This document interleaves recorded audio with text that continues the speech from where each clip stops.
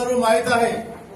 सुरुवातीला जरंगेची भाषा काय होती आणि आज जरंगेची काय भाषा आहे, मुस्लिम समाजाचा काय संबंध आहे, लिंगायत समाजाचा काय संबंध आहे, धनगर समाजाचा काय संबंध आहे, सर्वांना ओबीसीची सवलत मिळू लागलेली आहे. तर ते मुस्लिम कोणत्या मुस्लिम समाजाला देऊ लागलेले, का बदलली?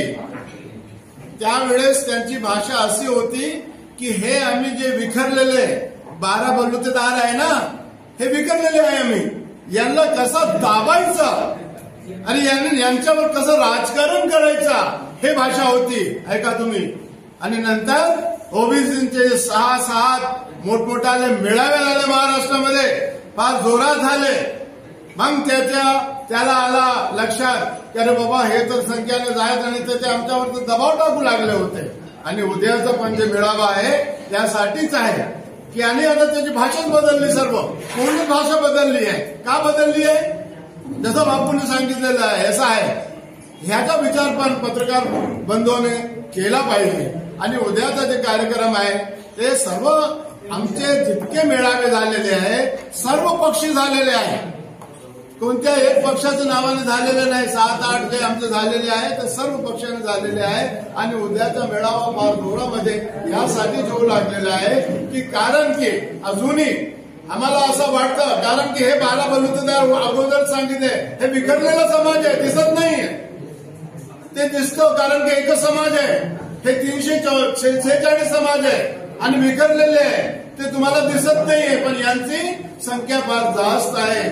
जर हे यांच्यामध्ये जागृती झाली आणि बाहेर आले तर यांना इथे महाराष्ट्रामध्ये ते दिसणार पण नाही, हे कोणाला माहित नाही. म्हणून हे मेळावे आम्ही घेऊ लागलेले आहे.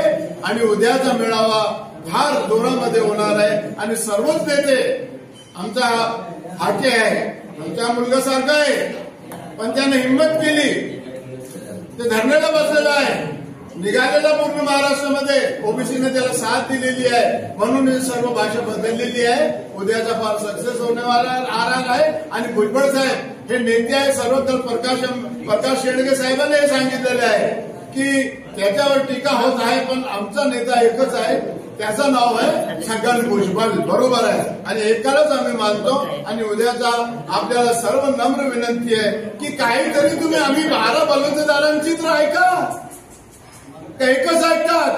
12 बलुतेदार आम्ही विखरलेले आहे, आम्ही वंचित आहे, आम्हाला काहीच मिळालेलं नाही. आमच्याकडे काय तुमचे लक्ष आहेत की नाही आहे, आमच्याकडे काय तुमची बघण्याची दिशा आहेत की नाही आहे.